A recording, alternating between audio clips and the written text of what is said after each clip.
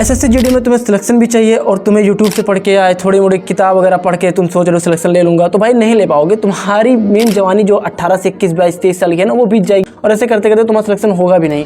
अब देखो मेरी बातें तुम्हें थोड़ी कड़वी लग रही होगी, बट भाई सच यही है, एक्सपीरियंस है खुद का, ठीक है। मैंने भी एसएससी जीडी निकाला हुआ है, बट फाइनल मेरिट से बाहर हो गया था, क्योंकि समझ रहे हो नहीं हो पाया भाई, नहीं हो पाया। मैंने गलतियां की थी, कुछ नहीं हुआ, मैं एक्सेप्ट करता हूँ, बट ये गलतियां तुम मत करो मेरे भाई। आज मैं आपको सही से बता दूंगा, थोड़ी सी तुम्हें हर्ट करेगी मुझे पता है, बट जो भी बोलूंगा सच बोलूंगा, क्योंकि पता है यार, गुमराह करने के लिए तुम एक कमेंट पढ़ो ये वाला, बच्चे किस तरह से गुमराह हो रहे हैं तुम खुद पढ़ सकते हो। ये बोल रहा है कि सर मतलब बहुत गुमराह हो रहे हैं, थोड़ी सी हेल्प कर दो। होता है यार, सभी बच्चे गुमराह होते हैं, नए नए बच्चे आते हैं, 12th पास करते हैं यार, यूट्यूब पे आते हैं, हर टीचर आता है अलग तरीके का नियम बताता है, ये कहेगा मेरे से पढ़ लो, वो कहेगा मेरे से पढ़ लो, कोई कहेगा ये किताब पढ़ लो, कोई कहेगा ये किताब पढ़ लो।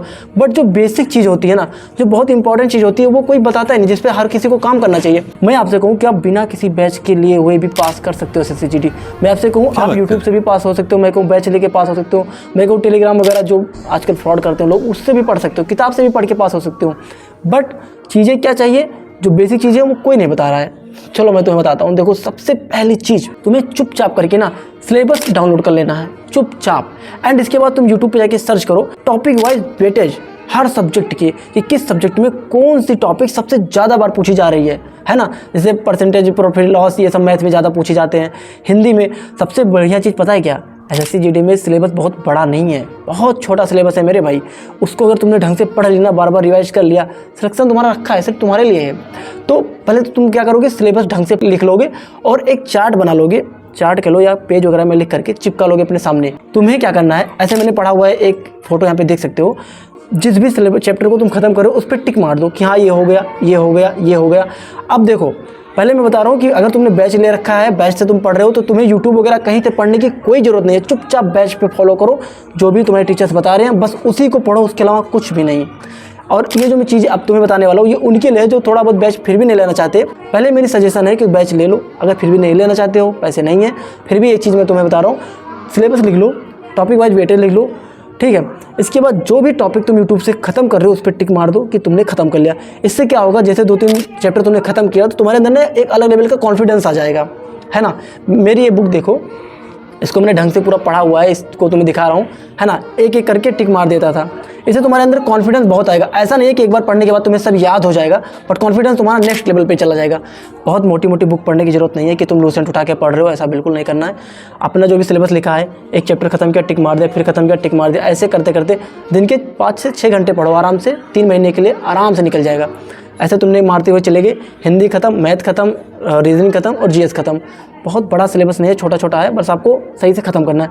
एक बार ख़त्म कर लिया, उसके बाद मॉक टेस्ट देना शुरू कर दो। मॉक टेस्ट तुम किसी भी ऐप से दे सकते हो, मैं नाम लूँगा तो तुम कहोगे भैया तुम प्रमोशन कर रहे हो, इसलिए मैं नहीं बोलूँगा, क्योंकि मुझे पैसे भी नहीं मिले, इसलिए नहीं बोलूँगा। तुम कहीं से भी मॉक टेस्ट दे सकते हो और अपना स्कोर जान सकते हो। एंड इसके बाद कोशिश करना कि प्रीवियस ईयर लगाओ ज़्यादा से ज़्यादा। अभी 25 में, 24 में, 23 में जो एग्जाम्स हुए हैं, इनका प्रीवियस ईयर लगाना स्टार्ट कर दो, ढंग से लगाओ। फिर तुम्हें पूरा आइडिया हो जाएगा कि क्वेश्चन कैसे बन रहे हैं, कहाँ से आ रहे हैं, कहाँ को जा रहे हैं। एसएससी जीडी में क्वेश्चन टफ नहीं होते, बट हाँ तुम्हें स्कोर पूरा का पूरा करना पड़ता है। 80 क्वेश्चन होते हैं, तो तुम्हारा टारगेट होना चाहिए कि मुझे 75 to 80 करने ही करने हैं। इस तरह से तुम्हें करना है, बहुत आराम से निकल जाएगा। सबसे बड़ी चीज़ इसके बाद क्या है कि अभी शायद आपने 12th पास किया होगा, एसएससी जीडी का फॉर्म भर रहे होंगे, तो बहुत ज़्यादा चांस है कि तो आप पहली बार सरकारी नौकरी का एग्जाम दे रहे हो, है ना। तो सबसे बड़ी चीज़ है कि यार पैनिक बिल्कुल नहीं होना है, आराम से पढ़ना स्टार्ट करो, सिलेबस खत्म करते जाओ और तैयारी करते रहो, और साथ साथ मॉक टेस्ट देते रहो, और जो भी तुमने नोट्स बनाया था ना उसको रिवाइज करते रहो।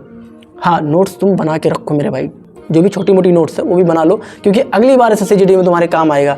इस बार काम नहीं आया, अगली बार काम आएगा। इसलिए मैं बोलता हूँ कि बैच ले लेते तो ज़्यादा बेहतर होता, क्योंकि एक बार बैच लेकर सिलेबस ठीक से कवर कर लिया, नोट्स बना लिया, तो उन्हें रिवाइज करते रहो, हर एग्जाम में तुम्हारे को काम आता। बट फिर भी अगर तुमने नहीं किया तो यूट्यूब से ही अपने बढ़िया सिलेबस को कवर करो, नोट्स बनाओ और उन नोट्स को रिवाइज करना शुरू करो। इसके अलावा तुम्हें कहीं भटकने की कोई ज़रूरत नहीं है। फालतू के इधर उधर वीडियो मत देखो मेरे भाई, नहीं तो तुम्हारी ज़िंदगी और तुम्हारी जवानी, मेन चीज़ इसी में बीत जाएगी। काफ़ी लोगों ने अपनी जवानी बर्बाद की हुई है, तो आप भी उस लाइन में बिल्कुल मत लग, सब्सक्राइब कर लेना। Be motivated, keep grinding.